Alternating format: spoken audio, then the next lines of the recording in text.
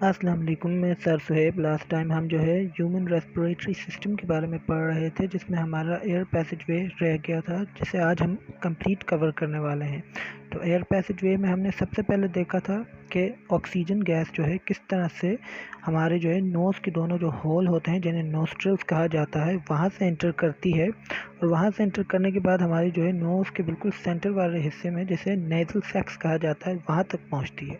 और वहाँ पे फिर जो हमारे म्यूकस सेक्रेटिंग सिलिएटेड सेल्स होते हैं, जो हेयर लाइक स्ट्रक्चर होता है, वो उस ऑक्सीजन गैस को क्लीन करता है, सारे डस्ट और जंप पार्टिकल्स निकालता है, ताकि जो है clean oxygen gas, clean air जो है हमारी बॉडी में दाखिल हो सके, एंटर हो सके। ठीक है, तो आज हम उसके आगे से पढ़ने वाले हैं। अब जब ऑक्सीजन गैस जो है एंटर हुई और हमारी नेज़ल सैक्स तक पहुंची, तो वहाँ से फिर वो ट्रैकिया तक जाती है। अब ये ट्रैकिया क्या होता है, हम इसके बारे में पढ़ते हैं। The internal opening of nasal sacs open into a long tube trachea. In its beginning, there is a box-like larynx or sound box containing vocal cords to produce sound. अब ट्रैकिया क्या है?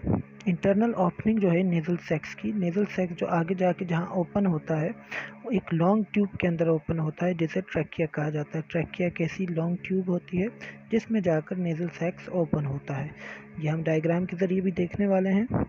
अब ट्रैकिया की शुरुआत में जो हिस्सा होता है, एक बॉक्स की तरह होता है। एक छोटा सा बॉक्स बना होता है, जिसे लैरिंक्स कहा जाता है, या फिर साउंड बॉक्स भी कहा जाता है, क्योंकि ये जो है साउंड प्रोड्यूस करने के काम आता है।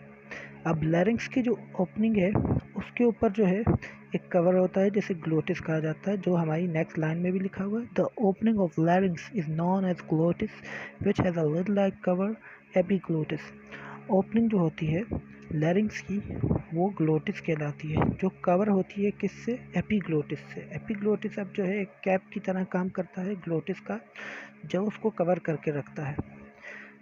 आगे है, during swallowing food or drink, the epiglottis closes the glottis to prevent any food to enter into the trachea. Trachea has C-shaped cartilaginous wings which prevent it from collapsing. तो क्या होता है, जब भी हम कोई फूड वगैरह खाते हैं या कोई ड्रिंक वगैरह पीते हैं, तो वो एपिग्लोटिस क्या करता है, ग्लोटिस को क्लोज कर लेता है, ताकि वो फूड हमारा जो है हमारा ट्रैकिया तक ना पहुंच सके। क्योंकि अगर हमारा जो है ट्रैकिया में पहुंच जाएगा फूड, तो हमारा ट्रैकिया ब्लॉक हो जाएगा। ठीक है, तो इसीलिए जो है एपिग्लोटिस हमारे ग्लोटिस को क्लोज कर देता है। ग्लोटिस को क्लोज करता है यानी कि उसने लैरिंक्स को, जो बॉक्स लाइक स्ट्रक्चर है, उसे क्लोज कर दिया। और जब उसे क्लोज कर दिया, तो हमारे ट्रैकिया को उसने पूरे तरीके से क्लोज कर दिया।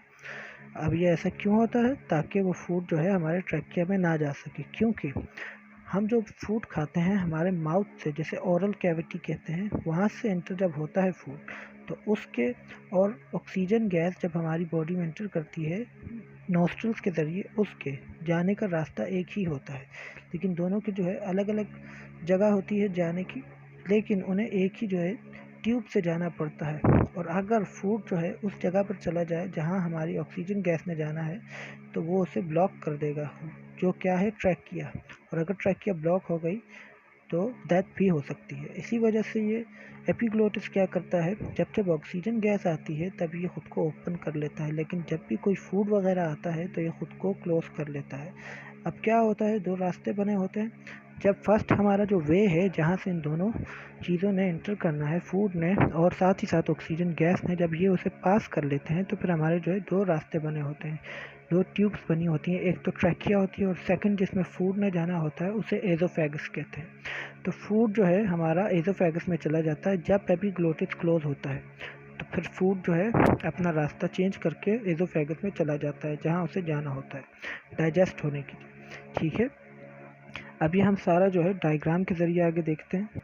ये हमारी डायग्राम है। हम इसके ज़रिए जो है वाज़ा देख सकते हैं नेज़ल सैक्स क्या है और नोस्ट्रल क्या है। सबसे पहले आप नोस्ट्रल को गौर से देख लीजिए कि वो नोज़ के होल्स हैं, जहाँ से हमारी जो है ऑक्सीजन गैस ने एंटर होना होता है। और नेज़ल सैक्स, जैसे कि मैंने आप लोगों को बताया था, नोज़ का बिल्कुल सेंटर वाला हिस्सा, ये नेज़ल सैक्स कहलाता है।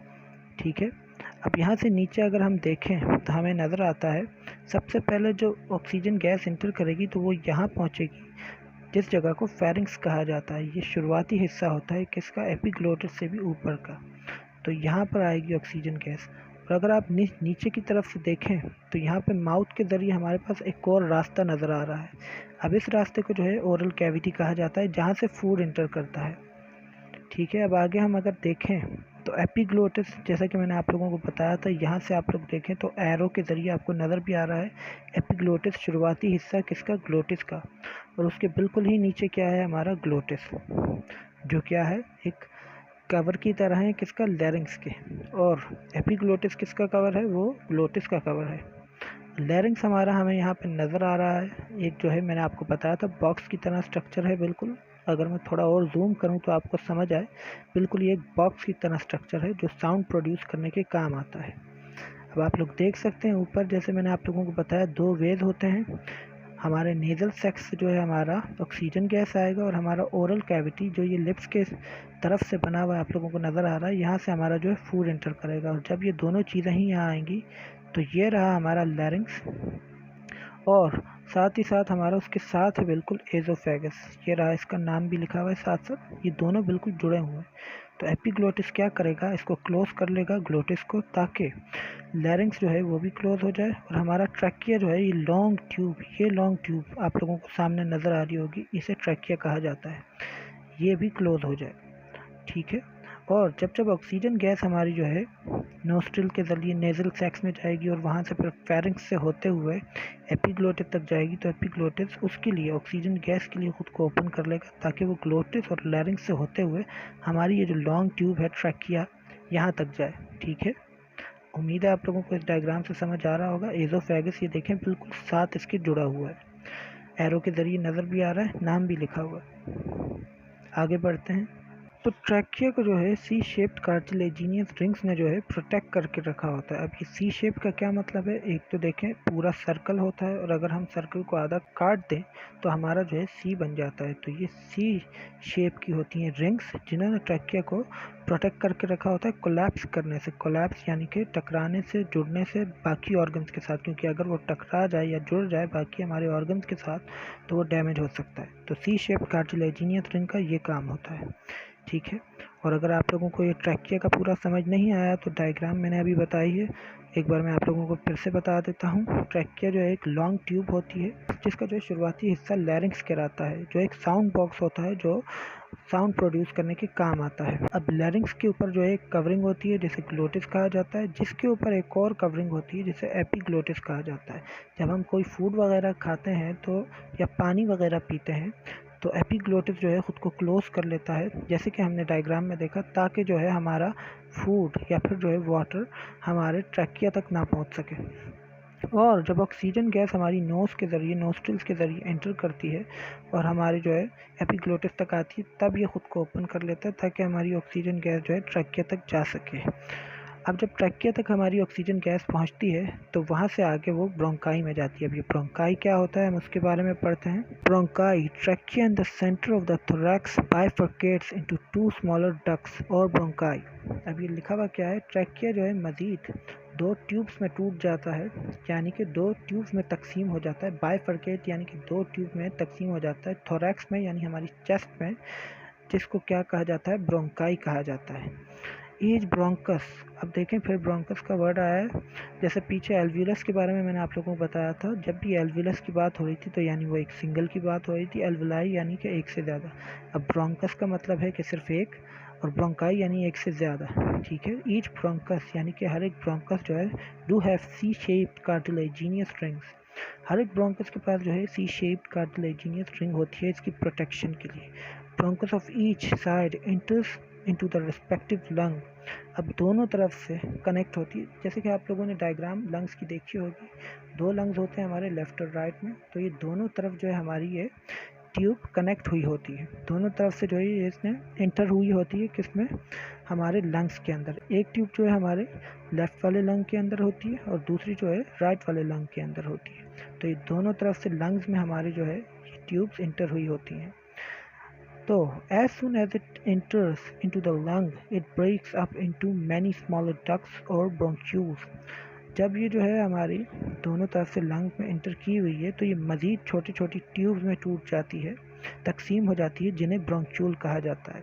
तो ट्रैकिया तक जब हमारी ऑक्सीजन गैस आ जाती है तो ट्रैकिया ऑक्सीजन गैस को जो है मज़ीद जो दो छोटी ट्यूब्स होती हैं, ब्रोंकाई, उन तक ट्रांसफ़र करता है जो दोनों लंग्स में हमारे कनेक्ट हुई होती हैं। अब जब हमारी ब्रोंकाई तक ऑक्सीजन गैस पहुंचती है तो ब्रोंकाई उससे मज़ीद छोटी-छोटी जो तक़सीम हुई होती हैं ट्यूब्स, ब्रोंक्यूल्स जो हमारे लंग्स के अंदर होती हैं उनमें ट्रांसफ़र कर देता है।